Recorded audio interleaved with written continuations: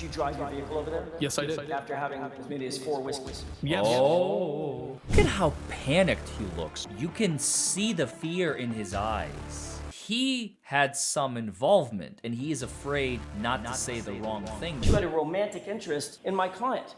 I was attracted to her. Physically attracted. I'm not going to go there. Of course you're not going to go there because that would put you in a very awkward position, wouldn't it, sir? Objection. Oh! Shots fired! Very sneaky answer. Very, very sneaky answer.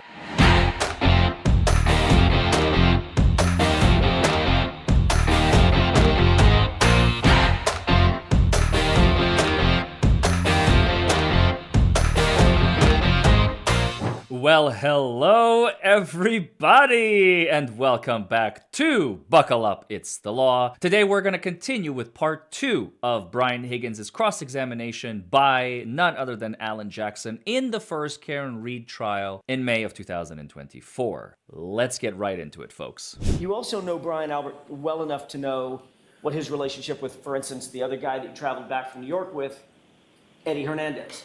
I do know Eddie Hernandez. I actually know Eddie the longest out of everybody. So you knew Eddie, or Officer Hernandez, Objection, before you Your ever Honor. knew... Ask the question. You knew Officer Hernandez before you ever knew Bryan Albert. Yes. You knew him before you even knew Kevin Albert.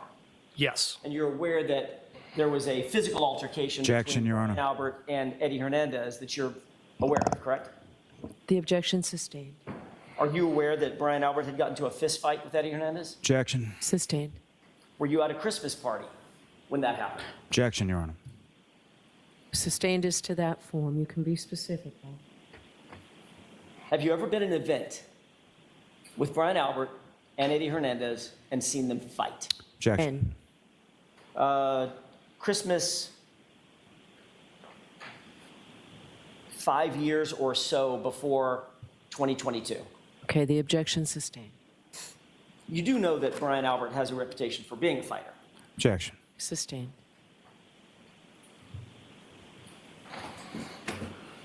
You were asked in a formal interview, do you recall, I want to make sure I'm clear about some of your prior statements. You had a formal interview with some folks prior to your testimony at a prior proceeding. Do you understand what I'm talking about? I'm tracking. Okay. At the formal interview, which is what I'm going to call that, Okay. the formal interview, you were asked about Bryan Albert and his reputation, were you not? Yes or no? Yes. You indicated in that formal interview that even Chief Berkowitz was Objection. quote, a little afraid of Bryan Albert. All right, so that is the objection sustained. That's stricken. I'll see you at sidebar. All right, these sidebars. Jackson is trying to get very specific testimony. The prosecutor is not liking it, so he keeps objecting. He thinks it's not relevant. We think it's relevant as heck. But, and I say we, I'm lumping myself in with the defense there. It's you'll see. May I inquire? Yes. Thank you, Your Honor. You're also relatively close friends. In addition to being close friends with Bryan Albert, you're also relatively close friends with his brother, Kevin, correct? I am. Kevin Albert is a detective with the Canton Police Department, is that right?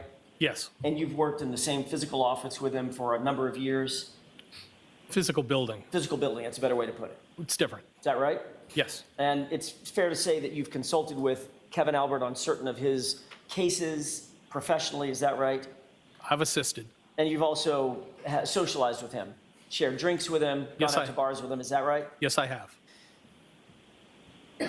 It's fair to say that you know the Albert family relatively well. I would say that I know Bryan and Kevin the best.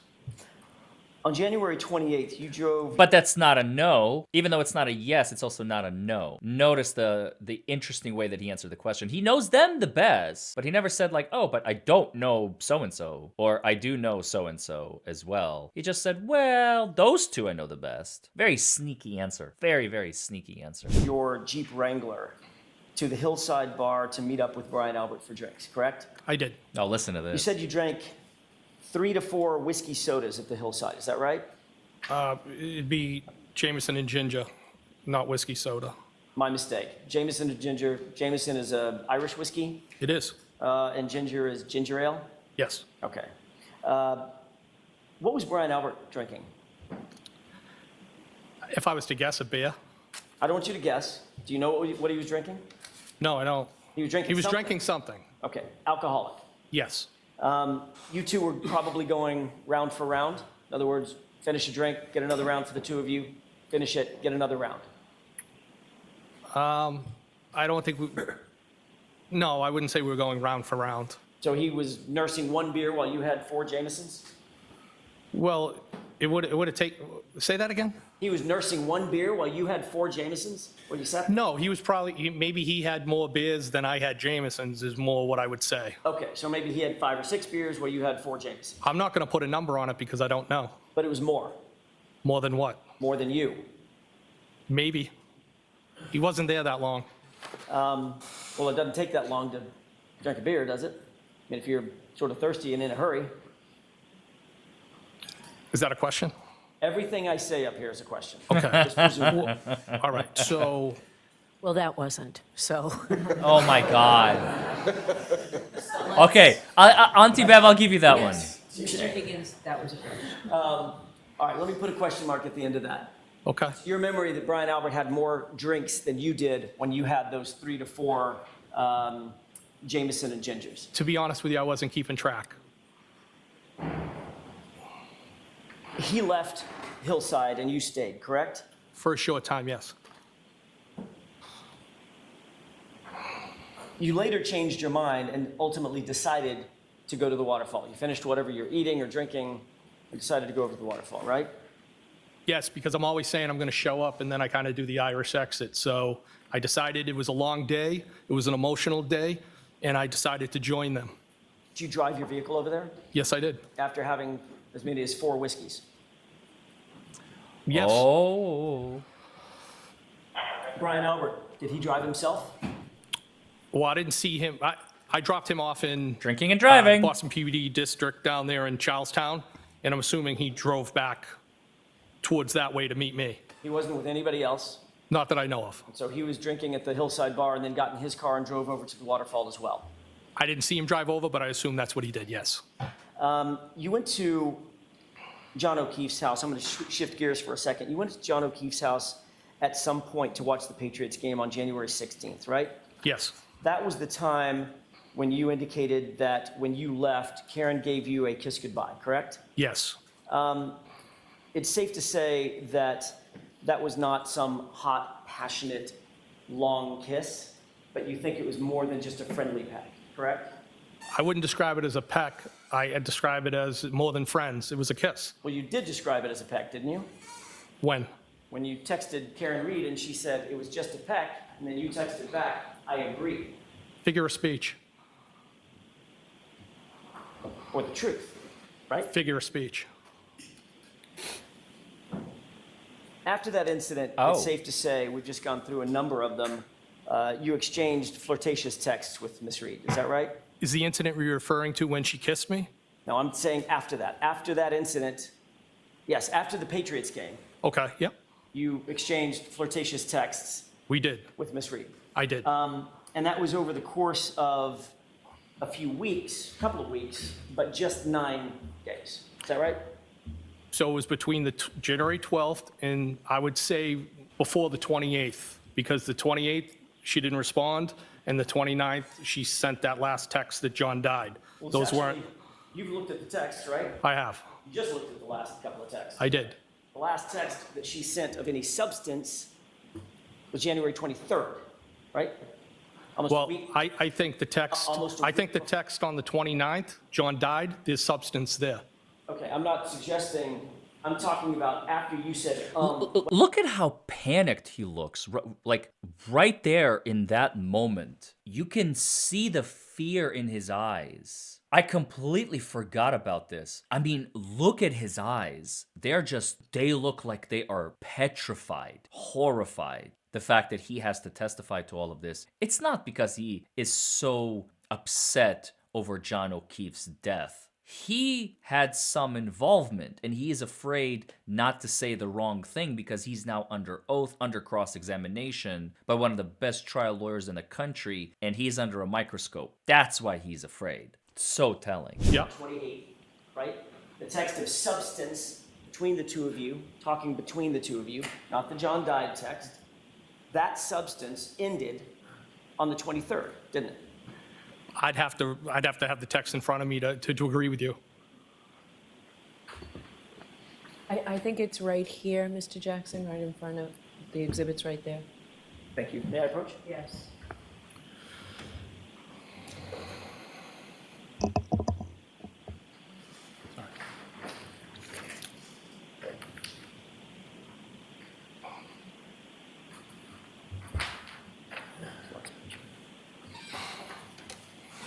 Thank you.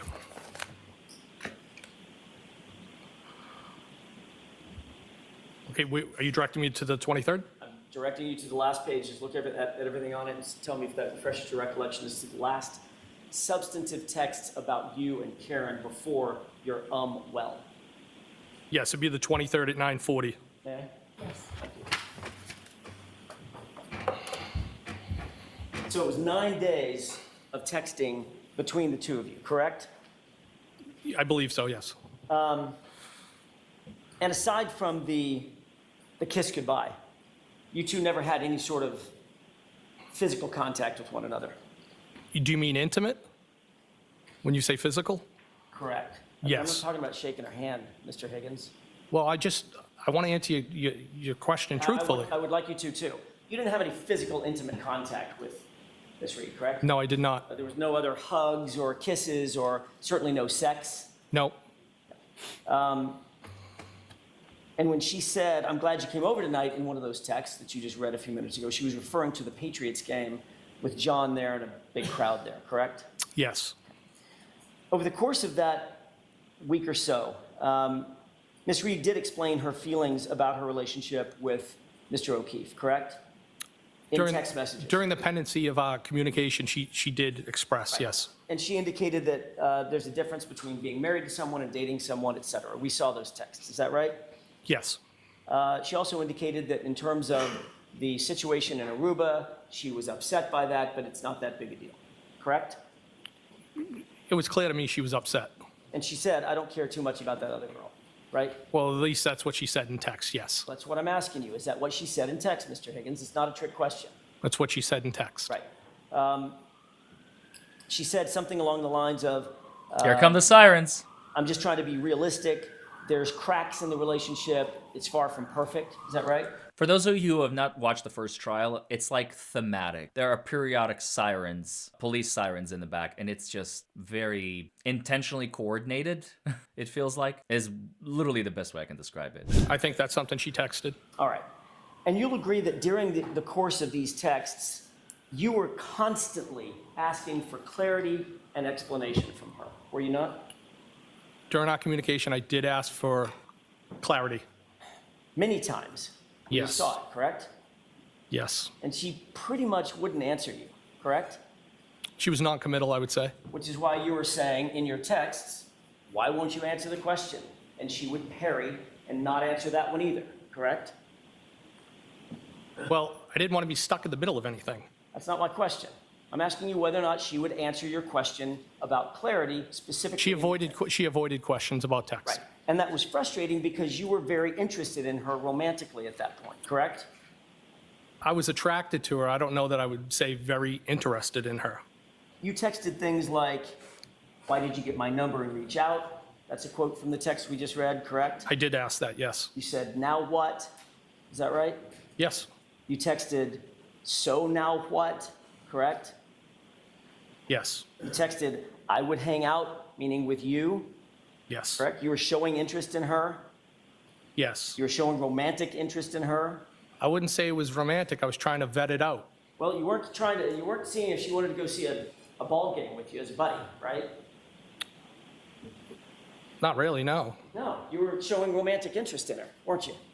I was trying to vet out was her interest in me legitimate? It was very normal for me to have that question in my mind when I didn't initiate this, she did. And I think it was a fair question just to try to find out. You were showing romantic interest in Karen Reed, weren't you? I was interested, but I don't think I was at the romantic phase. Okay. When I say romantic, well, what do you mean by romantic? What kind of answer is that? I don't think I was at the. Either I was or I wasn't. He just keeps like flip. I don't know. I mean, I may have. No, not really. But I don't think I was at the romantic phase. That doesn't make any sense. Like grammatically. Dude, we're talking about you. We're talking about your interest or lack of interest. How do you not know your own self, your own history? phase? Sending somebody flowers? Dating? Well, there's a difference between dating and hanging out. I mean, Well- it's kind of hard to date somebody when you have a boyfriend. Mr. Higgins, well, it's not if both people are dating other people, right? Happens all the time, doesn't it? Well, I think I asked that question too. Right. That's not my question. My question is, you seem to have a problem admitting that you had a romantic interest in my client. Is there a reason for that? I was attracted to her. Right. Physically attracted. I thought she was an attractive woman. Romantically attracted. I'm not going to go there. No, I don't agree with that. Of course you're not going to go there because that would put you in a very awkward position, wouldn't it, sir? Objection. The objection sustained is to the form. You can ask it differently. And Shots fired. that answer will be stricken now. I'm sorry, Your Honor. May I- I'm so sorry. Let me Yes. move on. You were sexually attracted to her. I was physically attracted to her, yes. Okay? Sexually attracted to her was my question. Answer the question. Well, I think in the text I said you're hot. Okay? So my question again, Mr. Higgins, you seem to not want to answer my question. My question is, were you or were you not sexually attracted to my client? Yes. Okay. Okay, there you go. Was that so You were hard? saying things like, what do you want from me? And I want the real deal. Those are your words, correct? Yes. Ooh. And the real deal with you would be to date her, to get involved with her, romantically, correct? No. The real deal was what? What did you mean by I want the real deal? Like a relationship. What kind of relationship? A buddy-buddy relationship? You just want to go like The same thing everybody wants, a real relationship. a romantic relationship, Mr. Higgins? Ah. It's possible. Oh. And she was answering with things like, when you said, now what? She answered, I don't know. He finally got him. All he had to do was say yeah. The easiest thing on cross-examination when you're like trying to evade an answer, just answer directly. Because when you don't, the lawyer, an experienced lawyer such as Alan Jackson, is going to have a lot of fun with you. And they're just going to start dancing and dancing and dancing. And then they're going to revisit the question 10 minutes later. And they're going to get you to admit it anyway. Just like what happened here. Brilliant work. Correct? Yes, she did. When you asked, so now what? She answered, I'm sorry, when you said, so now what? She answered, now what? Correct? Well, I don't have it in front of me, so I can't agree with you. If I'd like to see what you're referring to. Well, you just read it about 10 minutes ago. Would you quarrel if I know, but you're giving me portions of it. you were given portions of it by Mr. Lally as well, Okay. right? Did you text something like, now what? And she responded something like, now what? I think on one occasion she did. Yes. Okay. There you go.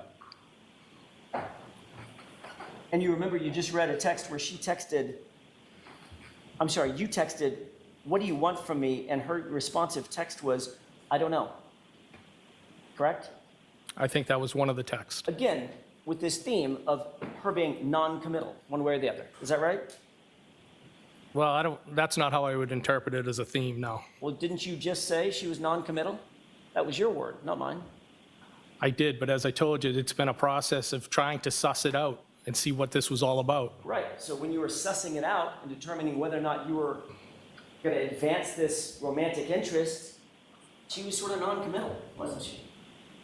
Well, not one person advances it. I think that's a joint thing. Maybe. When you texted, But I will disagree. you want the real deal, she responded, it doesn't exist, didn't she? She did, yes. And she never once in any of those texts expressed anger or hatred toward John O'Keefe, correct? No, not at all.